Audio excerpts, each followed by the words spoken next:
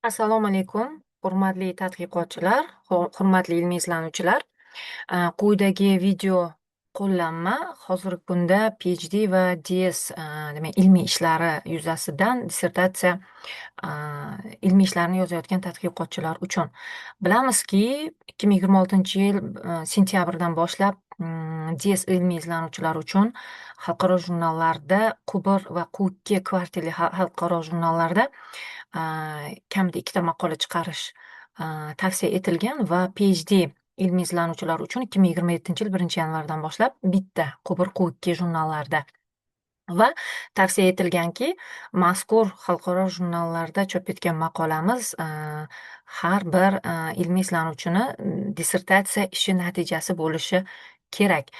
Bilamizki, DS ilmiy dissertatsiyalarida ikkinchi bobda tahlillar, ayniqsa mana iqtisodiyot sohasini oladigan bo'lsak, ikkinchi bobda tahlillar beriladi. Misol uchun, pedagogikada 3-bobda tajriba sinov ishlari beriladi va hokazo.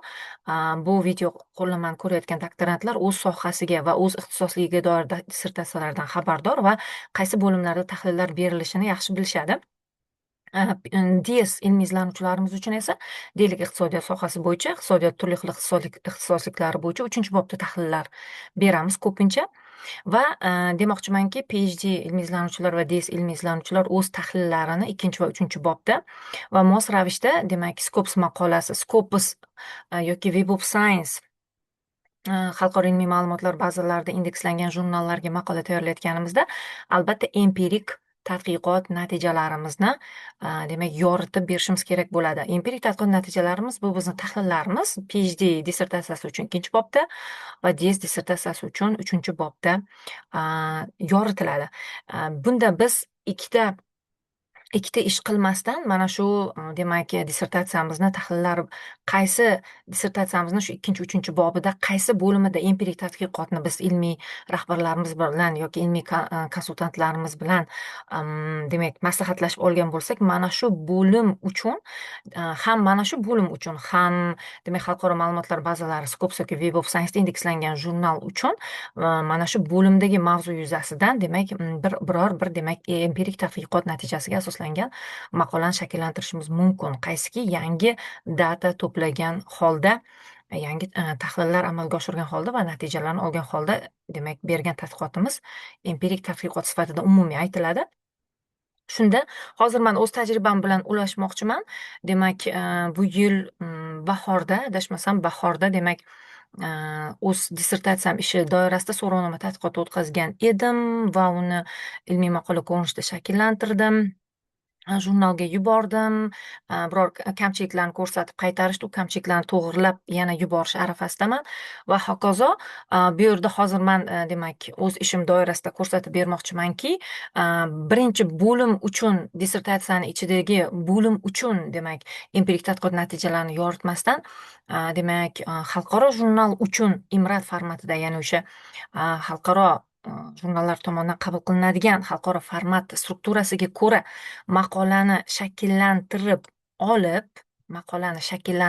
olib, introduction, literature review, methodology, results, discussion, conclusion bo'limlarini demak xalqaro jurnal talablariga ko'ra, xalqaro standartlarga ko'ra va jurnallarda demak maqolamiz tekshirishi mumkin bo'lgan 2talab 3talab taqrizchilarni o'rniga o'zimizni qo'ygan holda bu maqolani shakllantirsak, ana undan keyin uni tarjima qilib turib dissertatsiyaga qo'yish maqsadga muvofiqligini ko'rsatmoqchiman. Chunki dissertatsiya bo'limida u biroz yengilroq keladi. Xalqaro maqolani strukturasiga qaraganda biroz yengilroq keladi. Chunki xalqaro maqolani strukturasida bilamizki, biz xalqaro standartlarga buni moslashtirishimiz kerak. Ekonometrik, statistik tahlillar yoki modellarni qo'llaganimizda ilmiy terminlarni shunga yarasha qo'llashimiz kerak. Adabiyotlar sharhida albatta nazariy asoslarni chiqarib berishimiz kerak. Oldingi tadqiqot obyektlariga murojaat qilgan holda mavzuni dolzarbligini asoslab berishimiz kerak va demak tadqiqot topilmalarimizni nazariy va yoki amaliy ahamiyatini ochib berishimiz kerak. Umuman mazkur mavzu bo'yicha qanaqa bilim, umumiy demak ilmiy hamjamiyat bilgan bilimga nima hissa qo'shyapmiz, nazariy tomondan nima hissa qo'shyapmiz yoki amaliy tomondan nima hissa qo'shyapmiz. Xalqaro jurnalga birinchi tayyorlab turib o'sha xalqaro standartlarga moslagan holda tayyorlab turib, keyin uni demak tarjima qilgan holda dissertatsiyaga olib kiradigan bo'lsak, dissertatsiyamizni ham demak ilmiy nima deydi shu dissertatsiyamizda yoritilgan mazkur tadqiqotni metodologik tomondan elementlarni ochib berishimiz ham yaqqol shakl ko'rinadi yoki statistika, ekonometrika testlari yoki ekonometrik modellarni qo'llashimiz, ilmiy terminlardan foydalanishimiz, natijalarni chiqarib berishimiz, izohlashimiz, oldingi tadqiqotlar bilan mahalliy yoki xorijiy tadqiqotchilarni natijalari bilan solishtirishimiz va albatta xulosa, bunda ham o'sha nazariy va amaliy ahamiyatini yoritib berishimiz bosqichma-bosqich ko'rinadi. Bunda demak, tavsiya etaman. Men o'zim ham shu yo'ldan ketaman. Qaysiki birinchi xalqaro maqola uchun tayyorlab olib, keyin uni dissertatsiya bo'limiga olib kirish. Bunda dissertatsiya bo'limiga tarjima qilishda sun'iy intellektdan foydalandim. Har bitta qismni alohida. Faqat, demak, kelgusida dissertatsiyamiz tugagandan keyin plagiat dasturlarida uni tekshirishimiz kerak. Sun'iy intellekt ulushini hisobga olib, to'g'ridan-to'g'ri, demak, natijalarimizni, demak, shundaylikcha ko'chirib olib kirmaymiz. Masalan, qisqartiradigan jihatlarimiz bor. Introduction bo'limini tarjima qildikmi? Masalan, literature reviewga tegishli, ya'ni oldingi tadqiqotlar bilan solishtiradigan qism bor. Ana u joylarni qisqartirib va demak, kesim so'zlar bo'lishi mumkin, kalit so'zlarni biroz o'sha sinonim so'zlarga o'zgartirgan holda olib kirishimiz kerak. Albatta, shu tadqiqotimizni birinchi introduction bo'limida yoritilgani kabi tadqiqotimiz muammosi, maqsadi va tadqiqotimiz savollarini demak keltirib o'tamiz va eng muhimi tadqiqotga umumiy bilimga qanday hissa qo'shdik. Va ana undan keyin demak literature review qismida ham bir nimaga e'tibor berishimiz kerak. Biz adabiyotlar sharhini to'liq dissertatsiyaga tarjima qilib olib kirmaymiz. Literature review bu o'sha mavzuni, demak, har bitta o'sha konstrukt yoki o'zgaruvchilar yoki ko'rsatkichlar bo'yicha ishlagan paytimizda, demak, mavzuni dolzarbligini, ahamiyatini va oldingi tadqiqotlarda o'rganilganligini ochib berishimiz nuqtai nazaridan maqolada bo'ladi. Lekin dissertatsiyaga uni to'liq tarjima qilib olib kirmaymiz. Asosan literature review qismida bizga uchun gipotezalar kerak. Literature review qismini yo qisqaroq ko'rinishda yoki gipotezalarni qisqaroq ko'rinishda olib kirgan holda gipotezalarni, demak, literature review qismidan olib tarjima qilib qo'yamiz.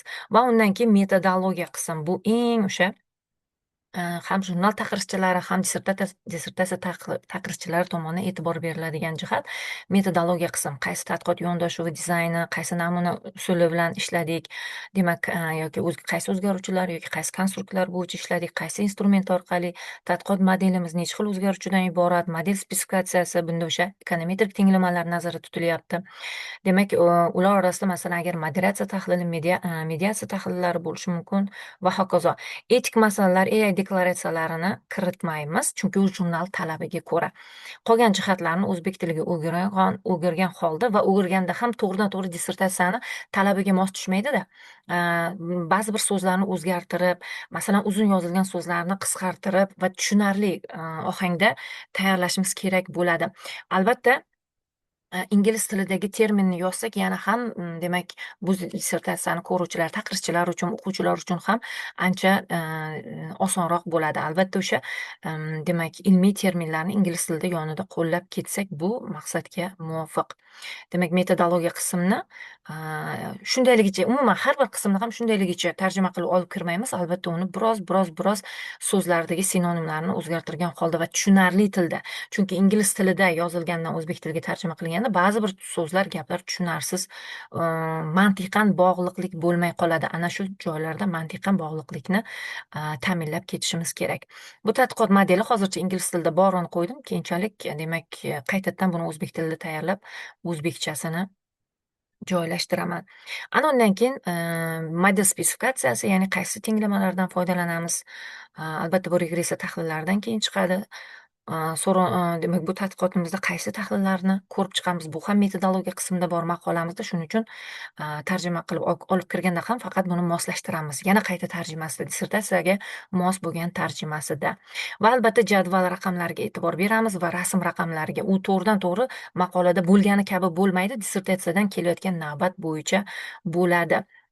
Va yana shunga e'tibor berishimiz kerakki, natijalarimiz demak o'zgaruvchilar ingliz tilida, lekin biz uni o'zbek tilida va yoniga ayrim joylarda ingliz tilidagi so'zlari bilan aniqlik kiritib ketishimiz kerak bo'ladi. Shundan keyin mana natijalar boshlandi. Bu yerda chunki natijalarni alohida olganman. Bu yerda jadvallar, figrlar, rasmlar ko'rinmaydi. Uni o'sha o'zimiz saqlanib qilgan holda, o'zim oldindan saqlanib qilib qo'yganim holda joylashtirib ketaman. Bular albatta ingliz tilida bo'lyapti. Izohlarimiz o'zbek tilida va o'sha ingliz tilidagi foydalangan o'sha testlarimizni o'zbek tilidagi tarjimalarni ham berib, yoniga ingliz tilini yozib ketishimiz maqsadga muvofiq bo'ladi. Demak, o'sha resultsni ham tarjima qilganimizda iloji boricha o'sha demak tushuntirib ketishimiz kerak. Bu testni, bu nima deydi, terminni va hokazo. Ko'rdikki, mana introductiondan biroz qisqartirib joylashtirdim. Resultsdan mana bu, ya'ni mana bu maqolani introductiondan biroz qisqartirib joylashtirdim. Problem statementni ayniqsa tadqiqot savollari shunday kirdi, research contribution shunday qo'shdim. Literature reviewda birorta konstrukt bo'yicha tematik literature review bermadim. Mana bular tematik literature review deyiladida mana. Faqat gipotezalarni berdim. Undan keyin metodologiya to'liq taqdim etdim, chunki tadqiqot jarayonida metodologiya eng muhim ahamiyat kasb etadi. Results ham deyarli to'liq taqdim etdim. Unda hammasida tarjimasida demak biroz o'zgartishlar tushunarliroq o'zbek tiliga tarjimalarni qo'llagan holda. Va demak discussion bo'limiga o'tganimizda, discussion bo'limi juda keng. Bu o'sha har bitta topilmani abzas ko'rinishda ilmiy maqolada shakllantirganman. Dissertatsiyada bu kerak emas.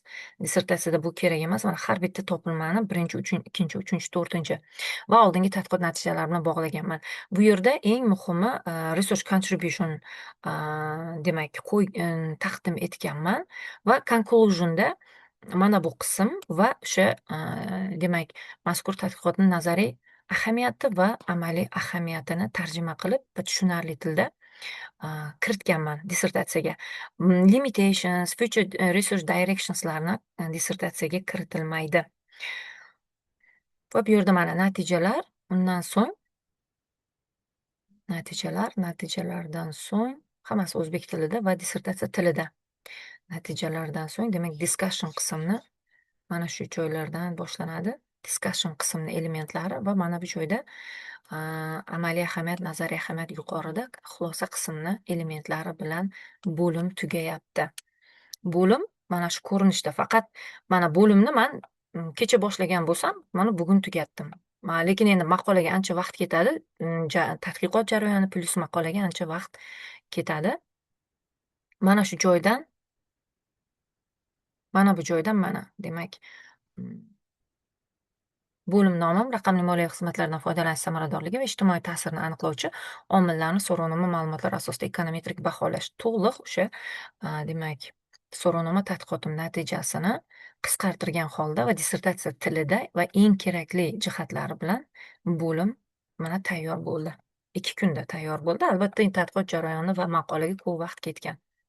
Bunda birinchi maqolani tayyorlab olib, uni jurnalga yuborib, agar qaytsa bilib nima uchun qaytganini yoki taqirchilarga ketsa, taqirchilar tomonidan kommentlarni olib turib, maqolani qayta ishlab, to'g'irlab turib, keyin dissertatsiyaga olib kirsak maqsadga muvofiq, chunki bo'limimizni metodologik tomondan chuqurligi oshadi.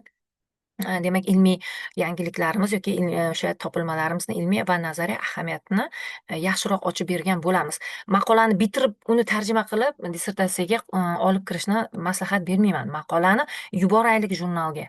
Qaytsa qaytsin, sababi ko'rsatilgani bo'yicha, yoki qaytmasa taqirchilarga ketsa, taqirchilardan kommentlar bo'lib qaytsin. Mayli revision bo'lsin yoki mutlaqo rad etish bo'lsin, lekin kommentlar bilan qaytsin. Uni biz bilaylik, bu maqola nima uchun qaytganligini, qayerda, qanaqa kamchiligi bor.